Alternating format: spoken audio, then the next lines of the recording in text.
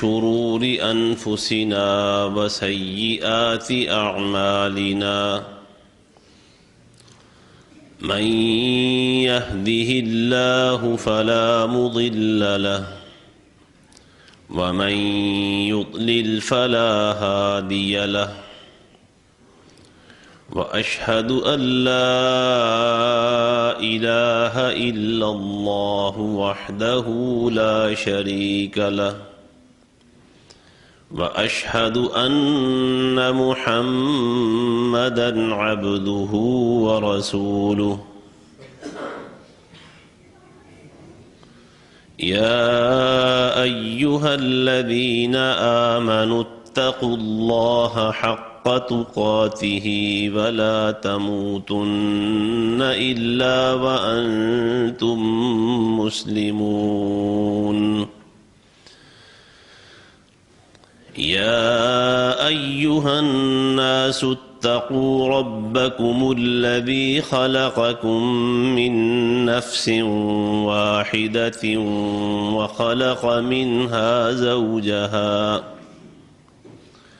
وخلق منها زوجها وبث منهما رجالا كثيرا ونساء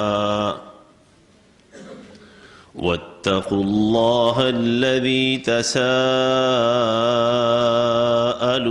به والأرحام إن الله كان عليكم رقيبا يا أيها الذين آمنوا اتقوا الله وقولوا قولا سديدا يصلح لكم أعمالكم ويغفر لكم ذنوبكم ومن يطع الله ورسوله فقد فاز فوزا عظيما اللهم صل على محمد وعلى آل محمد كما صليت على إبراهيم وعلى آل إبراهيم إنك حميد مجيد اللهم بارك على محمد وعلى آل محمد كما باركت على إبراهيم وعلى آل إبراهيم إنك حميد مجيد أما بعد فإن خير الحديث كتاب الله وخير الهدي هدي محمد وشر الأمور محدثاتها وكل محدثة بدعة وكل بدعة ضلالة والضلالة في النار سبحانك لا علم لنا إلا ما علمتنا إنك أنت العليم الحكيم اللهم انفعنا بما علمتنا وعلمنا ما ينفعنا وزدنا علما. بھائی آپ نے جیکٹ پہلے بایاں ہاتھ پہنا ہے، اتار کے دوبارہ سیدھی طرح سے پہنے سنت کے مطابق. الحمد لله على كل حال ونعوذ بالله من حال أهل النار. رب أعوذ بك من همزات الشياطين وأعوذ بك رب أن يحضرون. أعوذ بالله السميع العليم وبوجهه الكريم وسلطانه القديم من الشيطان الرجيم. ها أنتم هؤلاء تدعون لتنفقوا في سبيل الله فمنكم من يبخل ومن يبخل فإنما يبخل عن نفسه والله الغني وأنتم الفقراء وإن تتولوا يستبدل قوما غيركم ثم لا يكونوا أمثالكم. سنو تم ہی وہ لوگ ہو کہ تمہیں اللہ کی راہ میں خرچ کرنے کے لیے بلایا جاتا ہے تو تم میں سے کئی لوگ بخیلی کرتے ہیں، اور جو کوئی بخیلی کرتا ہے در حقیقت وہ اپنے آپ سے ہی بخیلی کرتا ہے، اور اللہ غنی ہے جبکہ تم سب فقیر ہو، محتاج ہو. اور اگر تم پلٹ گئے تو اللہ تمہارے علاوہ اور کسی قوم کو لے آئے گا بدل کر، پھر وہ تمہارے جیسے نہیں ہوں گے. اللہ تعالیٰ نے یہ بات واضح کی ہے کہ وہ غنی ہے اور سب انسان محتاج ہیں. اللہ جو قرآن مجید میں حکم دیتا ہے کہ خرچ کرو، اللہ کی راہ میں خرچ کرو. پچھلے خطبے میں عرض کیا تھا کہ کوئی چند ایک مقام نہیں، 20 سے زیادہ آیتیں ہیں جن میں خرچ کرنے کا حکم ہوا ہے. مختلف الفاظ ہیں اس کے لیے، مختلف طریقے اور انداز ہیں اس کے لیے. خرچ کرنے والوں کی حوصلہ افزائی کی ہے اللہ تعالیٰ نے، ان کا انعام، ان کا اجر، ان کی فضیلت بیان کی ہے. تو ساتھ یہ فرمایا کہ اللہ ہے غنی، اللہ کو تمہارے پیسوں کی، تمہارے انفاق کی ضرورت نہیں ہے. اللہ تعالیٰ نے نبی علیہ السلام کو بھی کئی دفعہ کہا، اور آپ اپنے صحابہ کو اللہ کی راہ میں خرچ کرنے کی تلقین کرتے تھے، دعوت دیتے تھے. صحابہ آپ کی دعوت پر خرچ کرتے تھے، کبھی جہاد فی سبیل اللہ کے لیے، کبھی محتاجوں کے لیے. مسجد بنانے کے لیے بھی آپ نے کہا، جب مسلمانوں کے لیے پانی کی دقت تھی، پریشانی تھی میٹھے پانی کا حصول، تب بھی آپ نے صحابہ کرام میں اعلان کیا خرچ کرنے کا. تو اللہ چاہتا تو نبی علیہ السلام کو اپنے خزانوں میں سے اتنا دیتا کہ آپ کو کبھی اعلان کرنے کی ضرورت پیش نہ آتی. بلکہ اللہ تعالیٰ نے تو نبی علیہ السلام کو یہ پیشکش فرمائی تھی کہ اے حبیب، اگر آپ پسند کریں تو احد پہاڑ سارے کا سارا آپ کے لیے سونا بنا دیں. 16 یا 18 کلومیٹر کا پھیلاؤ ہے اس کا، احد پہاڑ کا 16 یا 18 کلومیٹر. اگر سارا پہاڑ احد کا سونے کا بنا دیا جاتا تو آپ کو شاید اس کے بعد کبھی چندے کی اپیل نہ کرنا پڑتی. اللہ ایسا کر سکتا تھا لیکن ایسا نہیں کیا. اپیلیں ہوتی رہیں، ان اپیلوں پر صحابہ کرام رضی اللہ تعالی عنہم اجمعین لبیک کہتے رہے، اور اللہ تعالیٰ کے ہاں جو اجر و ثواب ہے، خرچ کرنے کا جو مقام اور مرتبہ ہے، صحابہ کرام اس کے مستحق بنتے رہے. تو اللہ نے کہا ہے کہ جب تمہیں خرچ کرنے کے لیے بلایا جاتا ہے تو کئی لوگ بخیلی کرتے ہیں. میں نے غالباً پچھلے خطبے میں بھی عرض کیا تھا کہ شاہ عبد القادر رحمۃ اللہ علیہ نے فَمِنْكُمْ مَنْ يَبْخَلْ کا ترجمہ کیا ہے کہ تم میں سے کئی ایسے ہیں جو نہیں دیتے، اور اگلے حصے کا ترجمہ وَمَنْ يَبْخَلْ جو نہیں دیتا فإنما يبخل عن نفسه، حقیقت میں وہ اپنے آپ کو ہی نہیں دیتا. یہ راہ اللہ میں خرچ کرنے سے بخیلی، یہ اپنے آپ سے بخیلی ہے. اور یہی نقطہ میں آپ کے گوش گزار کر رہا تھا. اللہ ہمیں وہ نقطہ سب کو سمجھنے کی توفیق عطا فرمائے، ہمیشہ پیش نظر رکھنے کی توفیق عطا فرمائے. اس نقطے کو جس قدر انسان اپنے دل دماغ میں رکھے گا، خرچ کرنا آسان ہو جائے گا.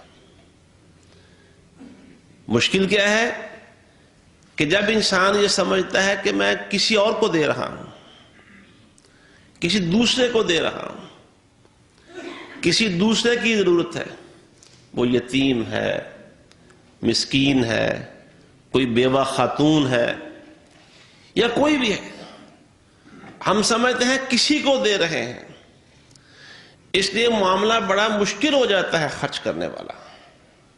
اور جب اس بات کا یقین ہو کہ حقیقت میں یہ میں اپنے آپ کو دے رہا ہوں تو معاملات آسان ہو جاتے ہیں. اچھا، صرف معاملہ دینا ہی آسان نہیں ہوتا، یہ یاد رکھیے.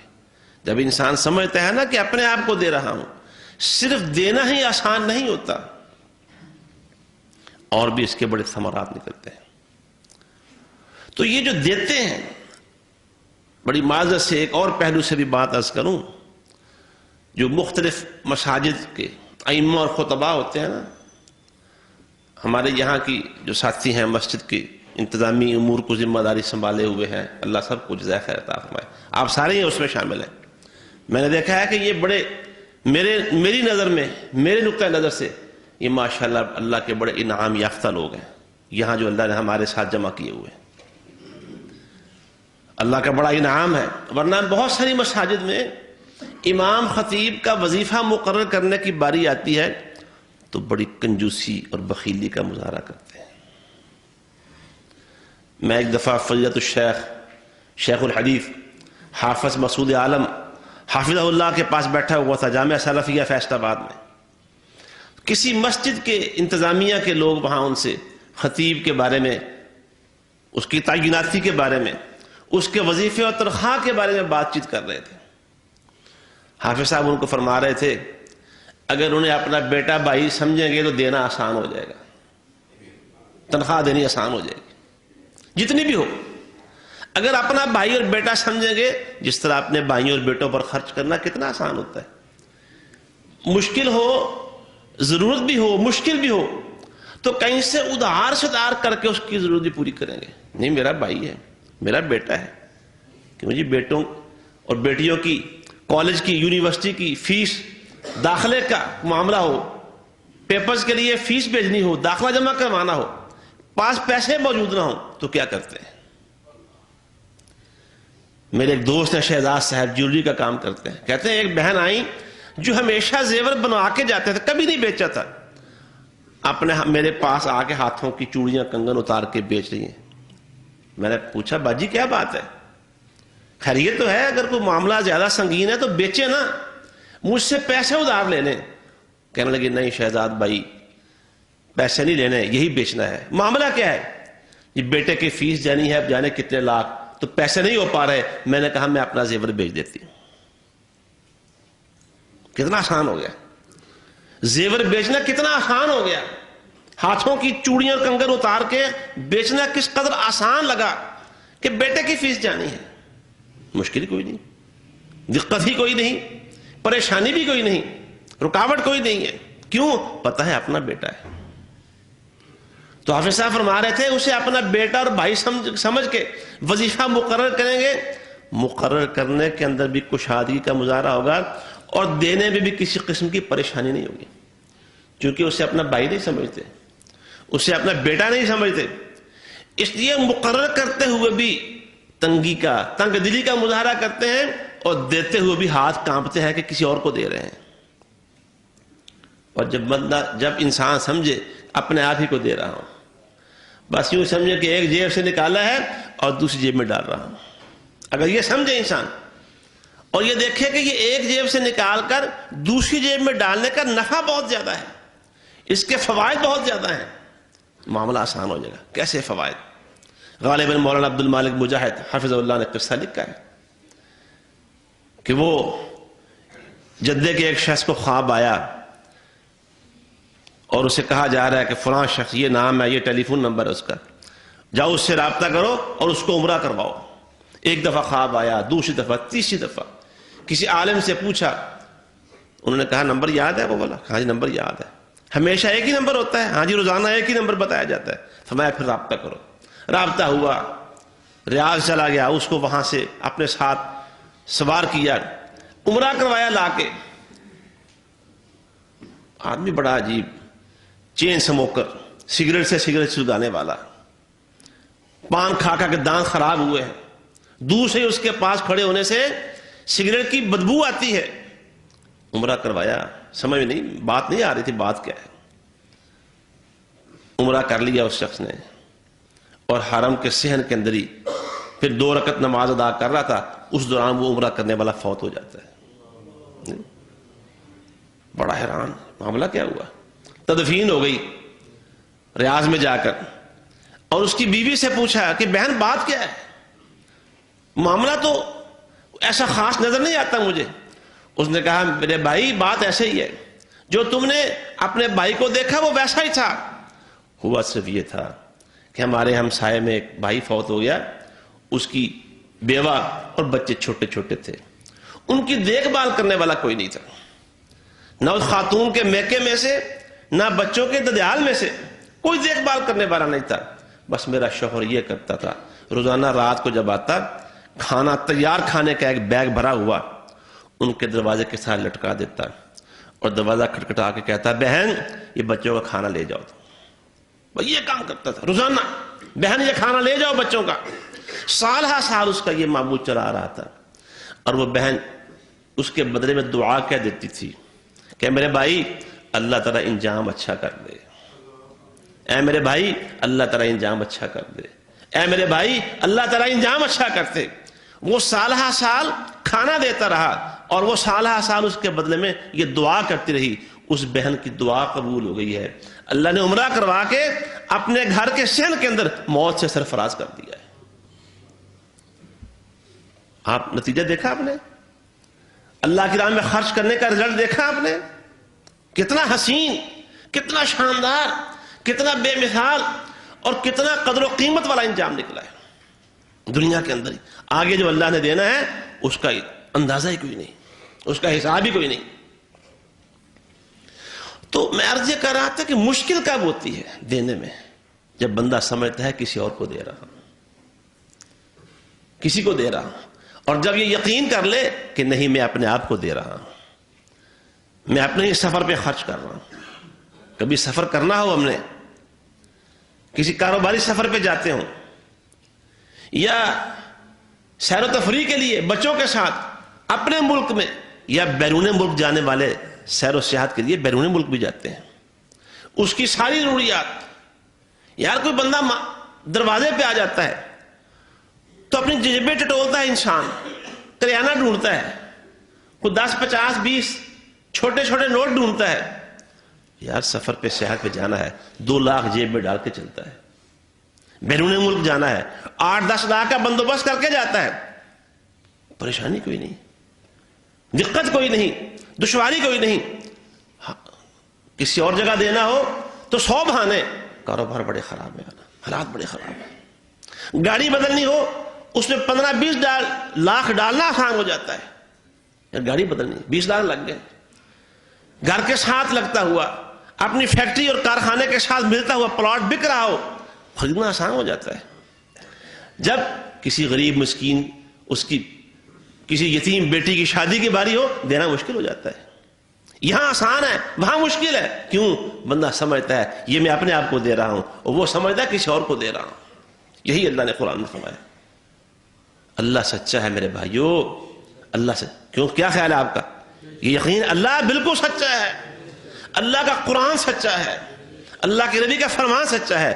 ہماری باتیں جھوٹی ہیں، ہمارے نفس جھوٹ بولتے ہیں، ہمارے جو خیالات اور افکار ہیں وہ جھوٹے ہیں۔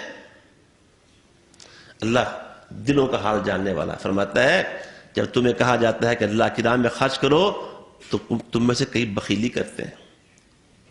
اللہ کا فرمان سچ ہے کہ نہیں سچ؟ ہمارے اوپر لاگو ہوتا ہے، تم بخیلی کرتے ہو۔ فرمایا سنو، جو بخیلی کرتا ہے وہ اپنے آپ سے بخیلی کرتا ہے، اسے پتہ ہی نہیں کہ اس کا دینے کا رزلٹ کیا نکلنے والا ہے، اس کا انجام کیا ہونے والا ہے۔ وَمَن يَبْخَلْ فَإِنَّمَا يَبْخَلُ عَن نَفْسِهِ، جو نہیں دیتا وہ اپنے آپ کو نہیں دیتا۔ اور اللہ نے فرمایا قرآن میں عرض یہ کر رہا تھا، یہ پہلا نقطہ انفاق فی سبیل اللہ کے حوالے سے، اللہ ہمیں اس نقطے کو سمجھنے اور اس کا الہام نصیب فرما دے کہ جو دیتے ہیں وہ دینے والے کو دیتے ہیں، اپنے آپ پہ خرچ کرتے ہیں، اس کی رضا جب حاصل ہو جائے، بھائیو اللہ تعالیٰ کی جو رضا ہے نا، یہ بھی یقین کر لیں، اللہ کی رضا جنت سے بھی زیادہ قیمتی ہے۔ نبی علیہ السلام کی حدیث ہے، جنت پتہ ہے کتنی قیمتی ہے؟ جنت کی قدر و قیمت کا اندازہ ہے کسی کو؟ کوئی اندازہ نہیں لگا سکتا۔ صرف سمجھنے کے لیے رسول اللہ صلی اللہ علیہ وسلم نے ایک مثال بیان کی ہے کہ دنیا کے سارے خزانے، سونا چاندی اور دیگر جو ہمیں معلوم ہے اور ہمیں معلوم نہیں ہے، جنت کی ایک بالشت جگہ مربع، ایک بالشت۔ یہ بعض روایتوں میں الفاظ ہیں، گھوڑ سوار کے پاس جو چابک ہوتا ہے، گھوڑے کو ڈرانے کے چابک، اس کے جتنی جگہ ایک مربع کی شکل میں، فرمایا یہ دنیا کے سارے خزانوں سے زیادہ قیمتی ہے، سب سے قیمتی۔ اور جو شخص جنت میں سب سے آخر میں جائے گا، سب سے آخر میں اپنے سادہ الفاظ میں سیدھی زبان میں کہتا ہوں، سب سے غریب جنتی، سب سے مفت، جنت میں کوئی مفلس نہیں ہوگا، کوئی غریب نہیں ہوگا، لیکن باقیوں کے مقابلے میں سب سے کم درجے کا جنتی جو سب سے آخر میں جنت میں جائے گا، میرے اور آپ کے محبوب پیغمبر سیدنا محمد صلی اللہ علیہ وسلم نے فرمایا، جو صادق و مصدوق ہے، فرمایا اس زمین سے 10 گنا بڑی جنت اللہ اس کو عطا فرمائے گا، 10 گنا بڑی جنت، جس کا ایک بالشت کی مربع جگہ وہ دنیا کے سارے خزانوں سے قیمتی ہے۔ اور اسی جنت جس کی ایک بالشت جگہ اتنی قیمتی ہے، سورہ توبہ میں اس جنت کا ذکر کرتے ہوئے فرمایا، اس کے نہروں کا، عالی شان محلات کا تذکرہ کرنے کے بعد فرمایا وَرِضْوَانٌ مِّنَ اللَّهِ اکبر، کہ اللہ کی جو رضا اس کے بعد ملنی ہے جنت کے بعد، وہ اس جنت سے بھی کہیں بڑی ہوگی۔ معمولی جی اللہ کی رضا، اللہ راضی ہو جائے تو اس سے بڑی کیا چیز انسان کو چاہیے؟ اللہ کی رضا کے لیے جو سب سے قیمتی ہے، جنت کے سے بھی قیمتی ہے، اور اس کے نام پر 10 روپے، 10,000 روپے، 10 لاکھ روپے دیتے ہوئے اگر انسان کپ کپائے، اس کے پاؤں طرح سے زمین نکل رہی ہو، اس کا مطلب ہے اللہ کی رضا پر یقین صحیح نہیں ہے، وہ اپنے آپ سے بخیلی کر رہا ہے، جیسے اللہ نے قرآن میں فرمایا۔ تو یہ نقطہ پلے باندھنے کہ کسی کو نہیں دے رہے، اپنے آپ کو دے رہے۔ اور یہ بھی دیکھیں، ہمارا طریقہ یہ بھی ہے، ہم کسی کو جا کر دینے کا اہتمام بہت کم کرتے ہیں، جا کے دینا، اس سے پہلے کہ کوئی ضرورت مند چل کے میرے پاس پہنچے میں پہلے اس کے پاس پہنچ کے دوں، اس کا اہتمام بھی بہت کم کرتے ہیں۔ یہ بھی ایک حقیقت ہے یا نہیں ہے؟ بہت کم ایسا ہوتا ہے کہ ہم خود چل کر جائیں، آپ چل کے جا کے دیں۔ عمر فاروق رضی اللہ تعالیٰ عنہ جب اس عورت جس کے بچے روتے روتے سو رہے تھے اور ہانڈی اس نے چولہے کے اوپر رکھی ہوئی تھی، دیگچا، پانی میں پتھر ڈال کے بچوں کو بہلا رہی تھی کہ بچہ کھانا پک رہا ہے، ابھی پکتا ہے، ابھی پکتا ہے، ابھی پک جائے گا، کھلاؤں گی تمہیں، اور وہ روتے روتے سو رہے تھے۔ عمر فاروق نے دیکھ لیا رضی اللہ تعالیٰ عنہ، صورتحال ساری معلوم ہوئی تو سیدھے بیت المال جاتے ہیں، کہتے ہیں آٹا ڈالو ایک توڑے کے اندر، راشن ڈالو، گھی ڈالو، فلاں کھجوریں، اور غلام نے اٹھانے کی کوشش کی، میں اٹھا کے لے کے جاتا ہوں، امیر المومنین میں دے کے آتا ہوں۔ فرمایا اللہ کے بندے، یہاں تم میرا بوجھ اٹھا لو گے، قیامت کو میرا بوجھ کون اٹھائے گا؟ اپنا بوجھ آپ اٹھانا ہے۔ دینے کے لیے کم جاتے ہیں، کیوں؟ سمجھتے ہیں کہ احسان کر رہے ہیں کسی کو، جب آتے ہیں بڑا کچھ تفاخر محسوس کرتے ہیں دیتے ہوئے، اور کئی دفعہ انسان کہتے ہیں اللہ تعالیٰ شکر ہے کہ کوئی چل کے میرے پاس آیا ہے، تو نے دیا ہوا ٹھیک ہے، مقام شکر ضرور ہے، لیکن اس سے بھی اونچا درجہ اور مقام یہ ہے میرے عزیز دوستو اور معزز خواتین کہ آپ جا کے دے کے آئیں، گھر تک پہنچائیں۔ قرآن کیا کہتا ہے؟ میں عرض یہ کرنا چاہ رہا ہوں کہ جب ہم سمجھیں گے کہ اپنے آپ کو دے رہے ہیں تو کسی کو اپنے پاس آنے کی زحمت بھی نہیں دیں گے، کسی نوکر کے ہاتھ بھی نہیں بھیجیں گے، خود چل کے جا کے دے کے آئیں گے۔ قرآن میں اللہ کیا فرماتا ہے؟ وَفِي أَمْوَالِهِمْ حَقٌّ مَّعْلُومٌ لِلسَّائِلِ وَالْمَحْرُومِ وَفِي أَمْوَالِهِمْ حَقٌّ لِلسَّائِلِ وَالْمَحْرُومِ، فرمایا ان کے مالوں میں سوالیوں کا اور جو سوال نہیں بھی کرتے ان کا حق ہے۔ حق نہیں ادا کریں گے تو باز پرس ہوگی، حق نہیں دیں گے تو پوچھ ہوگی اللہ کے ہاں کہ حق دیا کیوں نہیں ہے۔ جب میرے ذمہ حق ہے کسی کا تو پھر اس کے پاس جا کے پہنچانے میں کیا قباحت ہے؟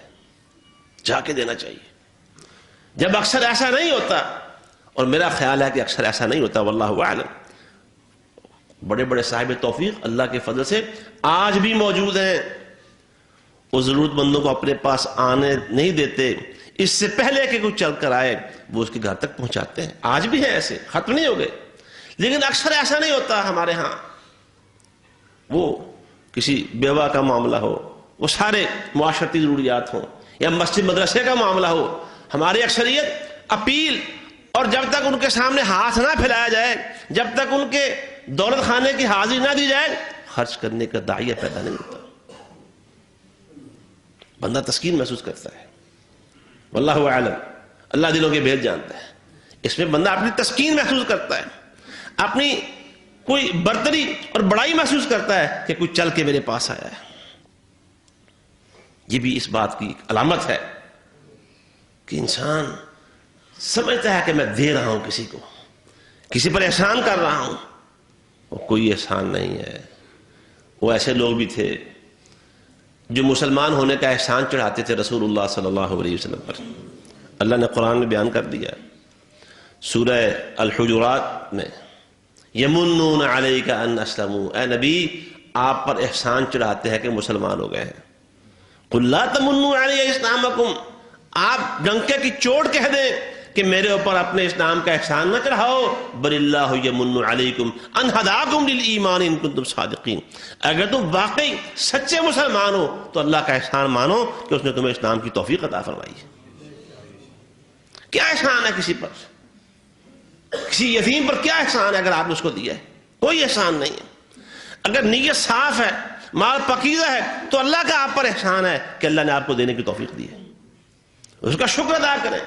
سیدنا عثمان رضی اللہ تعالیٰ عنہ کو جب 7 دفعہ جیش العسرہ کے موقع پر، غزوہ تبوک کے موقع پر، جب انہوں نے 7 دفعہ رسول اللہ صلی اللہ علیہ وسلم کے اعلان پر چندہ دیا، ہر دفعہ جنت کی بشارت ملی، اور رسول اللہ صلی اللہ علیہ وسلم نے بتایا عثمان اللہ تجھ سے بڑا راضی ہے، اللہ نے تیرے سارے گناہ معاف کر دیے۔ مفہوم حدیث کا یہ ہے، سب حساب کتاب سے تمہاری جان کی خلاصی ہو گئی، جنت کی بشارت مل گئی۔ اس خوشی پر کہ قبول ہو گیا ہے، 100 گھوڑا مزید ساز و سامان کے ساتھ تیار، اور ایک تھیلی بڑی ہوئی دیناروں کی مزید شکرانے کے طور پر اللہ کے راستے میں خرچ کر دیا کہ شکر ہے اللہ نے توفیق دی خرچ کرنے کی، شکر ہے قبول ہو گیا ہے، شکر ہے جنت کی بشارت مل گئی ہے، مزید دے دیا۔ کسی کو دیتے ہو تو اس پر احسان مت چڑھاؤ، اللہ کہتا ہے اپنے صدقے ضائع نہ کرو، جا کے دیا کریں، گھر پہ پہنچایا کریں، جہاں ضرورت ہے خرچ کرنے کی وہاں خود حاضر ہوا کریں۔ ٹھیک ہے آپ اپنے نوکروں کو، خادموں کو بیچ سکتے ہیں، نمائندگان کو بیچ سکتے ہیں، لیکن اگر پورا نفع لینا ہے اللہ سے، پورا ثواب لینا ہے، اللہ کی پوری رضا حاصل کرنی ہے، تو پھر چل کے جایا کریں۔ کیوں؟ اپنے آپ کو دے رہے ہیں، اپنے لیے کہاں کہاں نہیں جاتے ہم، اپنے کاروبار کے لیے کہاں کہاں نہیں جاتے، اندرون شہر، بیرون شہر، بیرون ملک، اپنے کاروبار کے لیے، اپنی دنیا کی ضروریات کے لیے جاتے ہیں۔ کسی کی ضرورت پوری کرنے کے لیے آپ اس کی دہلیز پہ کیوں نہیں جا سکتے؟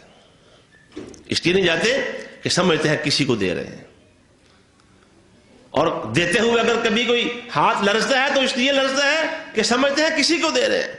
میں صرف یہ عرض کر رہا تھا کہ بھائیو یہ دینا اپنے آپ کو اصل دینا یہی ہے۔